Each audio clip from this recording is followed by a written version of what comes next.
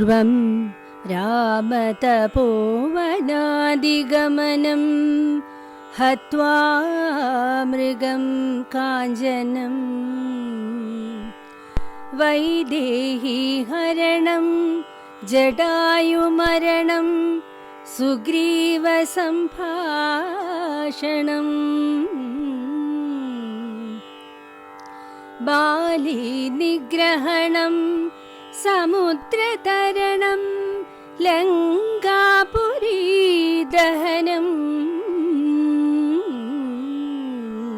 पश्चात् रावणकुम्भकर्णहननम् एतद्धि रामायणम्।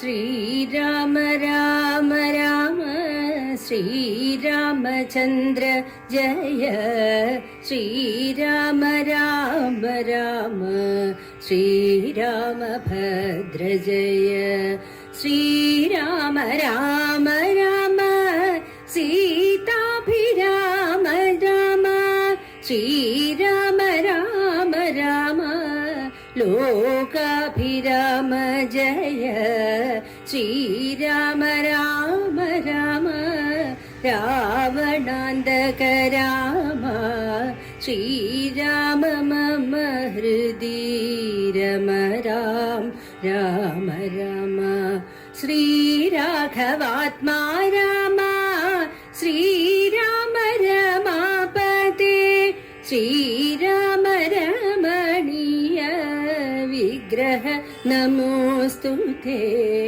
नारायणाय नमो नारायणाय नमो नारायणाय नमो नारायणाय नमः नारायणाय नमो नारायणाय नमो नारायणाय नमो नारायणाय नमः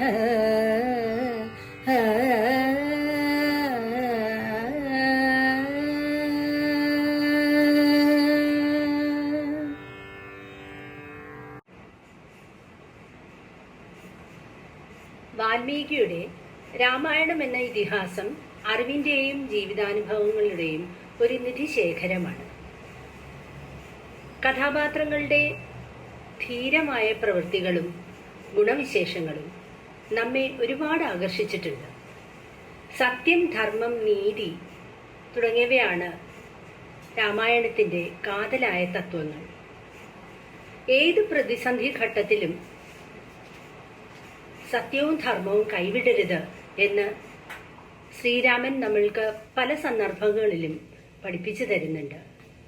അതുപോലെ തന്നെ മാതാപിതാക്കളെയും ഗുരുക്കന്മാരെയും മൂത്തവരെയും എങ്ങനെ ബഹുമാനിക്കണം എന്ന് രാമനിലൂടെ നമ്മൾ കാണുന്നുണ്ട്. ദശരഥ മഹാരാജാവും മകനായ ശ്രീരാമനും കൊടുത്ത വാക്ക് പാലിക്കണം എന്ന് വളരെ നിഷ്കർഷതയുള്ളവരായിരുന്നു. അതിനുവേണ്ടി പിതൃവാക്യ പരിപാലനാർത്ഥം ശ്രീരാമൻ തൻ്റെ എല്ലാ സുഖഭോഗങ്ങളും ത്യജിച്ച് കാട്ടിലേക്ക് പുറപ്പെടുകയായിരുന്നു.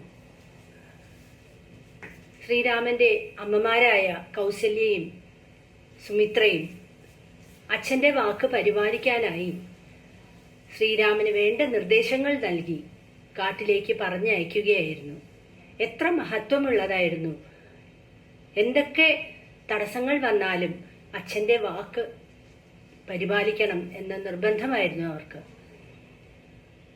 അതുപോലെ തന്നെ എത്ര കടുത്ത പ്രതിസന്ധി ഉണ്ടായാലും നിശ്ചയദാർഢ്യത്തോടുകൂടി ലക്ഷ്യത്തിലേക്ക് നമ്മൾ മുന്നോട്ട് പോകണം എന്ന നിർബന്ധമുണ്ടായിരുന്നു.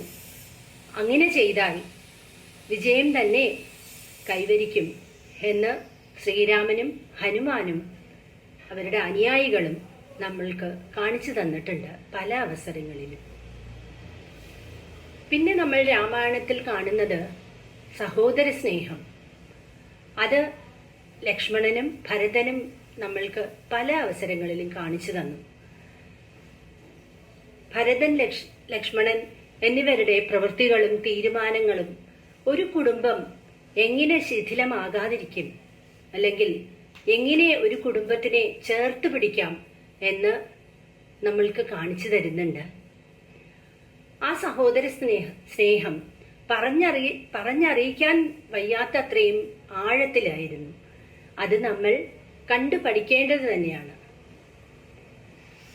അതുപോലെ തന്നെ സീതാദേവിയുടെ പാതിവൃത്യവും ഭർത്തൃസ്നേഹവും നമ്മൾക്ക് നോക്കി പഠിക്കണം.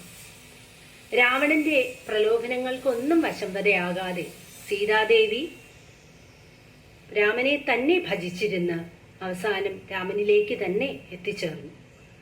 ഇത് തികച്ചും സ്ത്രീ സങ്കല്പത്തിന് തന്നെ ഒരു മാറ്റുകൂട്ടുന്ന ഒരു ഉദാഹരണമാണ്. അതുപോലെ തന്നെ ഇന്നത്തെ പെൺകുട്ടികൾക്ക് സീതാദേവി ഒരു ചൂണ്ടുപലക തന്നെയാണ്. രാമായണത്തിലെ മറ്റൊരു പ്രധാന കഥാപാത്രം ഹനുമാനാണ്. ശ്രീരാമന്റെ ഒരു ദാസനും ഒരു സുഹൃത്തും കൂടിയാണ് ഹനുമാൻ. കൂട്ടുകാർ തമ്മിൽ നിസ്വാർത്ഥമായ സ്നേഹബന്ധവും അതുപോലെ തന്നെ സത്യസന്ധവും പരസ്പര വിശ്വാസവുമുള്ള ഒരു ബന്ധം തന്നെയാണ് ഹനുമാൻ കാഴ്ചവെക്കുന്നത്.